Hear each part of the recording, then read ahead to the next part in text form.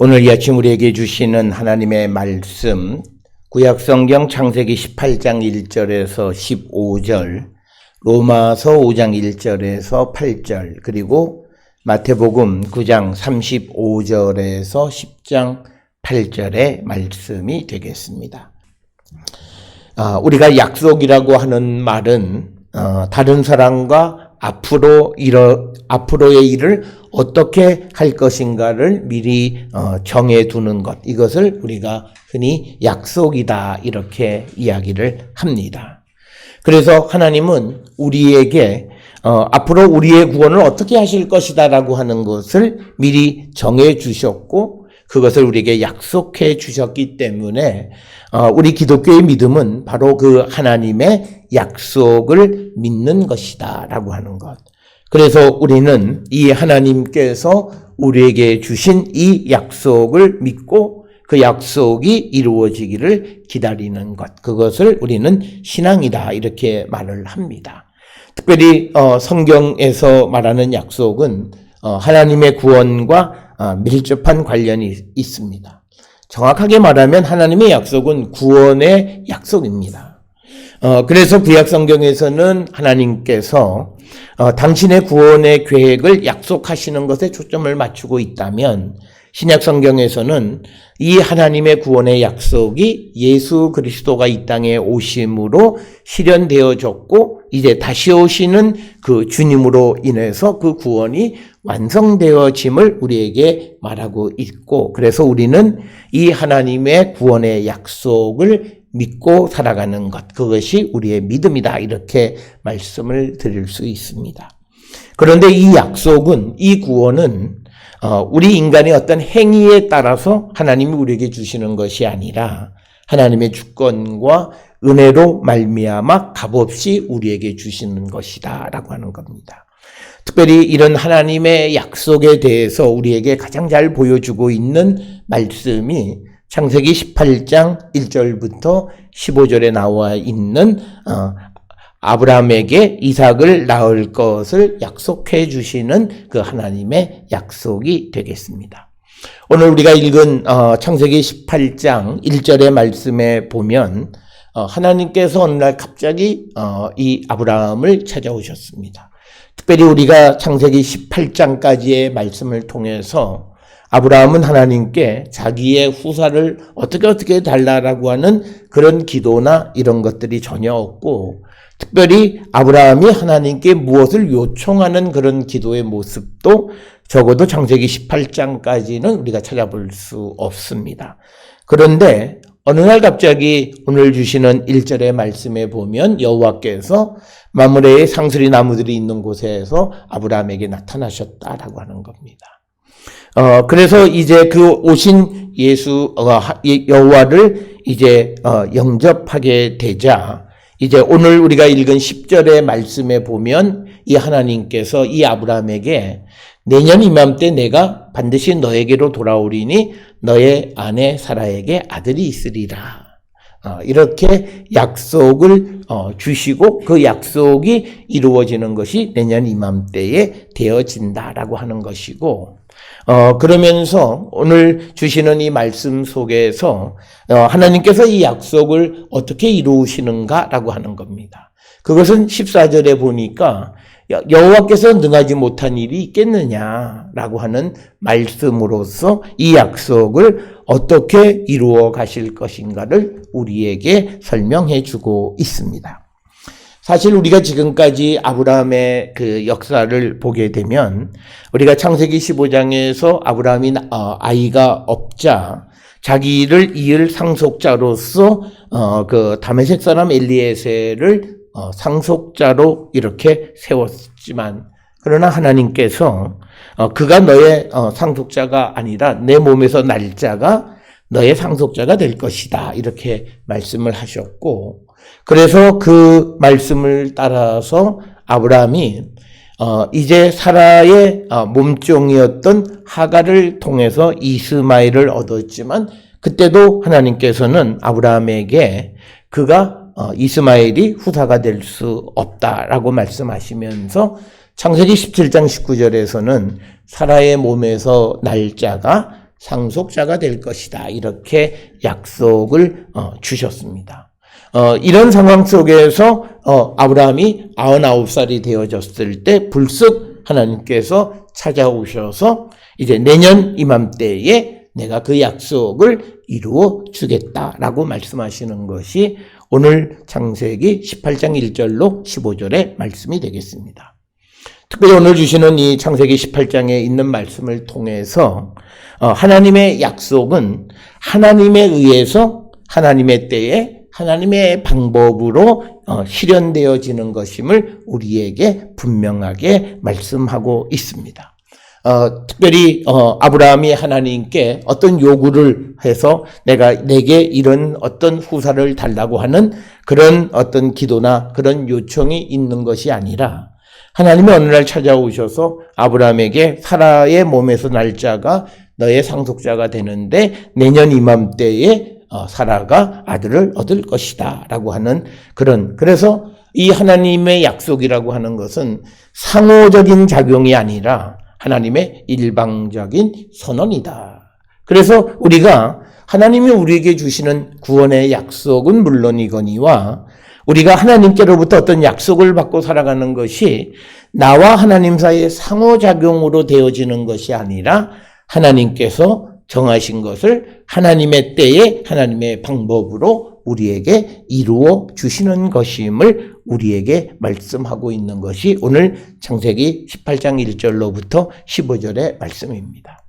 그래서 우리가 흔히들 말하는 것처럼 내 마음이 내가 원하고 내가 하고 싶은 것을 하나님 앞에 막 기도해서 그것이 마치 하나님이 주시는 약속이다라고 말하는 그런 종류의 약속이 아니라 하나님이 택하시고 하나님에 의해서 하나님의 때에 하나님이 이루어 가시는 약속, 그 약속을 받고 살아가는 자들이 바로 믿음의 사람이다라고 하는 것인데 여기에서 이제 내년 이맘때에 내 아내 사라에게 아들이 있을 것이라고 하는 이 말씀에 대해서 그것을 믿으면 그는 믿음이 있는 사람이고 그 말에 대해서 그게 어떻게 가능하냐 라고 생각해서 믿지 못하면 그는 믿음이 없는 자다라고 하는 겁니다.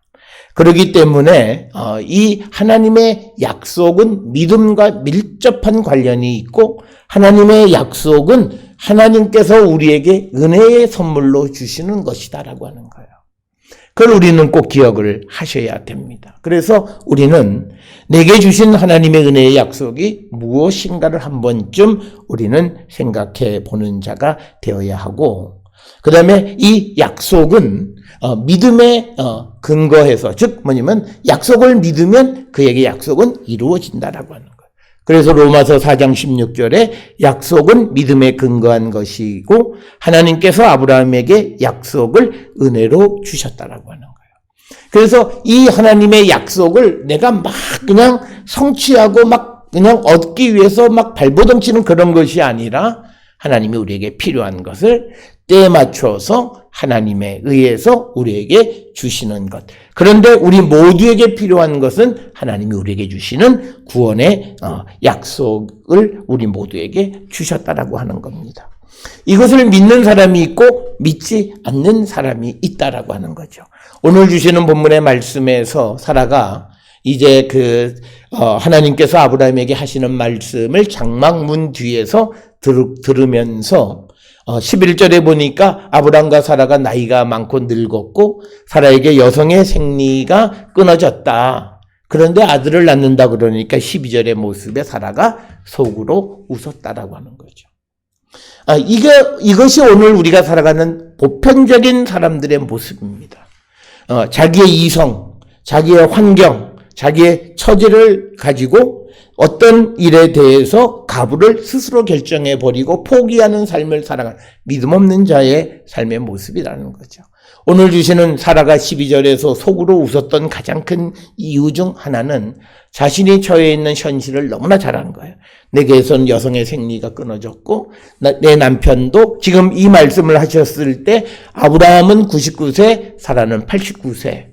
그래서 도대체 늙었기 때문에 더 이상 아이를 갖는다라고 하는 건 있을 수 없다라고 생각을 했기 때문에 하나님의 말씀을 듣고도 그는 속으로 웃고 있다라고 하는 거죠.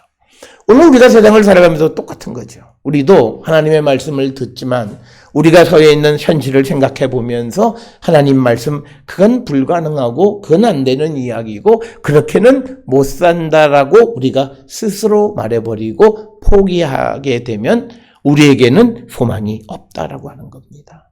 오늘 주시는 이 본문의 말씀에서 이 약속을 주셨을 때 이 약속을 믿고 기다릴 때 그에게는 소망이 생기는 거고 그가 그 약속을 듣고 믿지 않고 좌절하고 포기하면 그에게는 믿음이 없는 것으로 말미암아 절망감만 생기게 되어진다라고 하는 것입니다.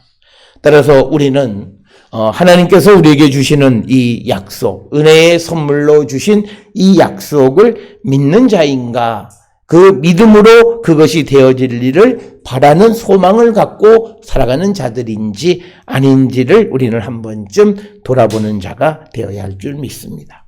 특별히 오늘 주시는 본문에서 하나님의 약속과 관계되어져서 우리가 그 약속의 내용이 무엇인가 하는 것도 우리에게 매우 중요합니다. 그렇지만 더 중요한 건 언제 그것이 이루어지느냐, 때에 대한 겁니다.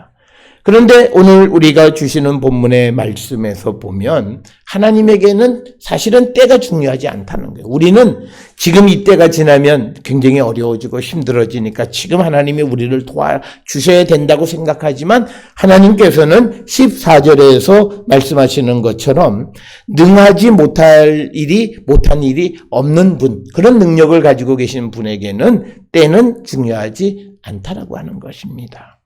따라서 우리의 믿음의 모습은 하나님의 구원의 약속에 대해서 얼마나 믿고 살아가는 자인가, 더 나아가서 하나님이 우리의 삶에 주시는 회복과 우리의 삶에서 우리를 다시 세워주시는 것에 대한 그 믿음이 얼마만큼 우리에게 있는가 하는 것을 우리는 한 번쯤 돌아보는 자들이 되어야 합니다. 약속이라고 하는 것은 그러기 때문에 믿음과 같은 겁니다.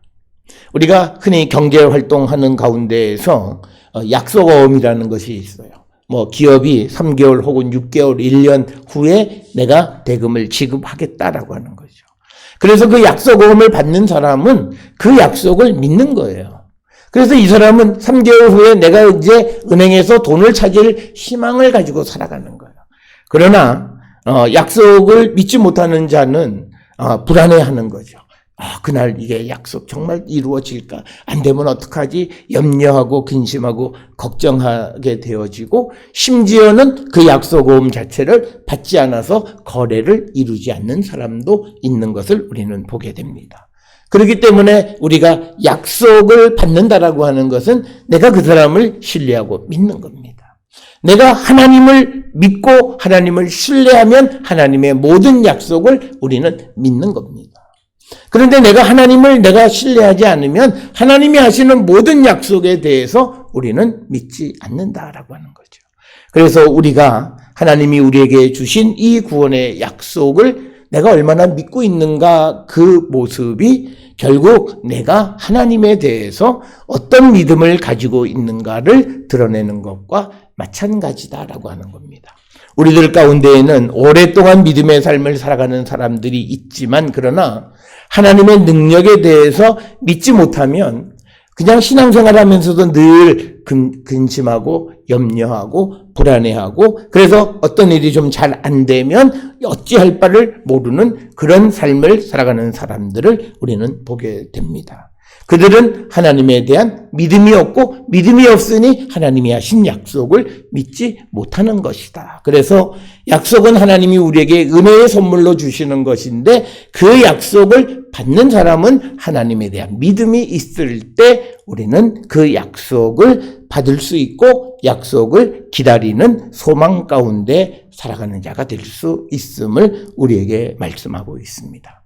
우리는 성경을 통해서 우리에게 주시는 하나님께서 예수께서 우리에게 주신 약속을 얼마나 믿고 살아갑니까? 내가 그 하나님에 대한 믿음이 없으면 그 하나님과 예수께서 하신 모든 그 약속에 대해서는 우리가 믿지 못하는 겁니다. 오늘 우리가 살고 있는 이 시대에 예수께서 이제 부활 승천하셔서 하나님 우편에서 세상의 만물을 통치하시고 때가 되면 이 땅에 오셔서 재림하셔서 우리의 구원을 완성시켜 주시겠다 약속하셨는데 예수의 능력을 믿지 못하면 다시 오시는 주님도 믿을 수가 없다라고 하는 겁니다. 따라서 오늘 우리가 세상을 살아가면서 하나님이 우리 모두에게 허락해 주신 구원의 약속을 나는 얼마나 믿고 있는가를 한 번쯤 돌아보는 자들이 되어야 합니다. 오늘 우리가 읽은 로마서 5장 1절에 보면 특별히 우리가 주의 깊게 읽어야 할 부분이 1절에 우리가 믿음으로 의롭다 하심을 받았으니 우리 주 예수 그리스도로 말미암아 하나님과 화평을 누리자. 그러니까 여기에서 나오는 의롭다 하심을 받은 것 그리고 하나님과 화평을 누리는 것은 우리가 구원에 이르게 되어지는 것은 예수 그리스도를 믿음으로 우리의 구원이 이루어진다라고 하는 겁니다. 그래서 우리가 이 예수 그리스도께서 우리에게 주시는 이 구원을 내가 믿을 수 있는가라고 하는 거예요. 내가 이것을 믿고 그래서 우리가 2절에 나와 있는 것처럼 믿음으로 서 있는 이 은혜의 들어감을 얻었으며 하나님의 영광을 우리가 바라고 살아가면 내가 지금 살아가는 삶에서 나타나는 환난, 그 다음에 연단이나 이런 고난은 우리가 능히 이길 수 있다라고 하는 겁니다. 그러니까 우리가 미래의 소망이 없으면 현재의 고난을 이길 수가 없습니다. 특별히 우리가 조선시대의 내방가사 가운데에서 한 여인이 남편이 한양에 가서 과거 급제할 동안 자기는 고향에서 아이들과 함께 뒷바라지하면서 싹바늘질하고 모진 고생을 하면서 그 고생을 잘 이기고 맨 마지막에 해피엔딩으로 그 남편이 이제 다시 그 과거의 급제에서 금이환영한다라고 하는 그런 이야기들을 우리는 많이 접합니다. 그 고난, 어려움, 환난 이것을 능히 이길 수 있는 것은 미래에 대한 소망이에요. 남편이 과거에 급제할 것에 대한 소망입니다. 그래서 오늘 우리가 세상을 살아가면서 우리가 고난을 당하거나 환난을 당해도 즐거워할 수 있는 것은 그 고난을 결국은 이기게 해주시는 예수 그리스도의 구원을 믿기 때문에 우리는 환난 가운데에서도 즐거워할 수 있는 자가 될 수 있다라고 하는 것입니다. 그래서 우리는 이런 그런 믿음이 과연 내게 있는가?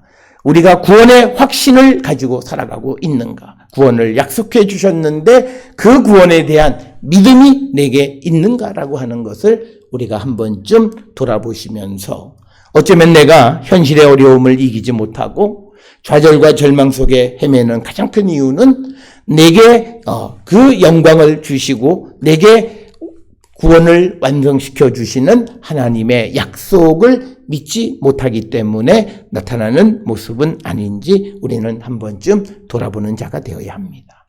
그런데 우리로 하여금 이 약속을 믿게 하기 위해서 오늘 주시는 본문의 말씀에서 하나님께서 6절에 있는 말씀을 보게 되면 아직 연약할 때의 기약대로 그리스도께서 경건하지 않은 자를 위하여 죽으셨다는 거죠. 그러니까 뭐냐면 의인을 위해서 그리고 선한 사람을 위해서 구원받을 만한 사람을 위해서 하나님께서 예수 그리스도를 십자가에 달려 죽으시게 하신 것이 아니라 아직은 경건하지 않는 죄인의 모습으로 있는 우리를 구원하기 위해서 예수 그리스도가 십자가에 달리는 그 사랑을 우리에게 보여주셨다라고 하는 거예요. 그래서 우리로 하여금 그 하나님의 사랑과 구원의 약속을 믿게 하셨다라고 하는 거죠. 특별히 우리가 그 구약 성경에서 나와 있는 하나님의 약속에 대한 이제 사도행전이나 이런 데서 그 증거하는 방식이 뭐냐면 하나님의 약속을 어떻게 믿냐? 하나님의 약속을 믿는 건요. 하나님이 아브라함에게 약속하셨을 때 아브라함에게 아들이 없었을 때에 그 후손들의 삶에 대한 약속을 주세요. 그렇기 때문에 하나님의 약속은 우리가 그 신실한 것이고 믿을 수밖에 없다라고 하는 거예요. 오늘 주시는 본문도 똑같은 논리예요. 경건하지 않은 사람들을 위해서 예수께서 죽으신 거예요. 그래서 우리를 구원해 주신 거예요. 그렇기 때문에 우리를 구원해 주신다라고 하는 하나님의 약속과 하나님의 사랑은 의심할 것이 없는 그런 약속이라고 하는 것을 우리에게 강조하고 있고, 그래서 8절에 우리가 아직 죄인 되었을 때에 그리스도께서 우리를 위하여 죽으심으로 하나님께서 우리에 대한 자기 사랑을 확증하셨다라고 하는 거예요. 여러분, 우리가 어떤 사람이 믿지 못하면요, 내가 이걸 말할까 말까. 그런데 그 말할까 말까 하다가 그러다 이게 안 되면 어떡해. 그럼 나중에 된 다음에 이야기하지. 그래서 된 다음에 내가 그럴 줄 알았어. 그러면 사람들이 그 말을 누구나 해. 그런데 그거를 믿게 하려면 되기 전에 이 일은 이렇게 될 거야 라고 말을 할 수 있을 때, 신뢰할 때 그 말을 할 수 있다라고 하는 거예요.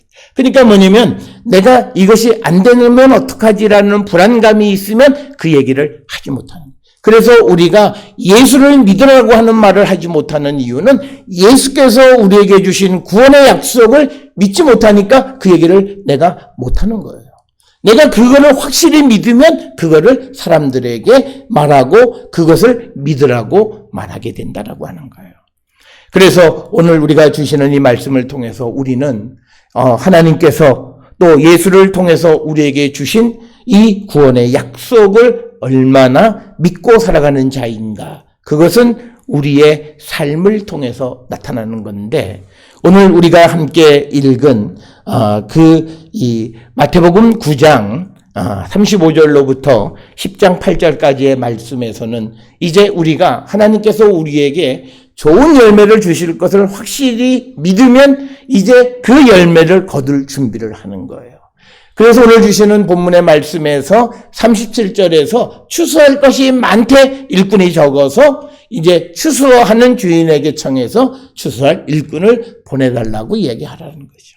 내가 구원의 확신을 가지고 있으면 내가 그 구원의 열매를 수확하기 위해서 내가 끊임없이 복음을 전하는 그 일꾼들을 보내달라고 우리가 간청하는 그런 삶을 살아갈 수 있다라고 하는 거예요.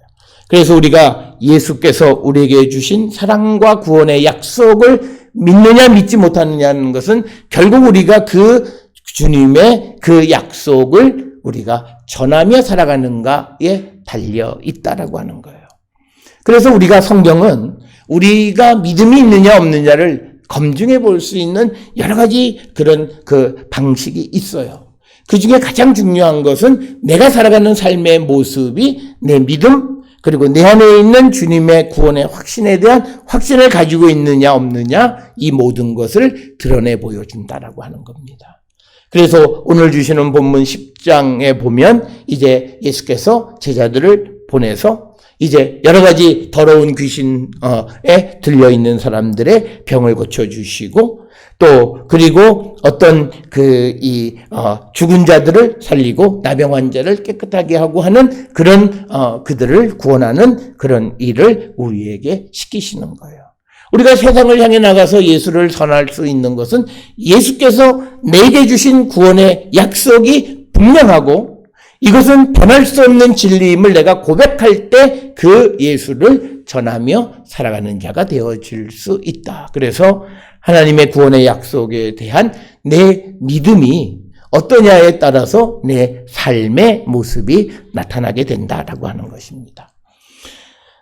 우리가 세상을 살아가면서 우리는 하나님께로부터, 예수께로부터 이 사명을 부여받았습니다. 우리는 나 혼자만 복받고 잘 살아가는 그런 삶이 아니라 우리를 세상에 보내셔서 세상을 구원하는 일을 우리에게 맡겨주셨습니다. 그래서 오늘도 이 주시는 말씀에서 12 제자들을 불러서 이 10장 1절에 더러운 귀신을 내쫓고 모든 병과 약한 것을 고치는 권능을 주셨다라고 하는 거죠.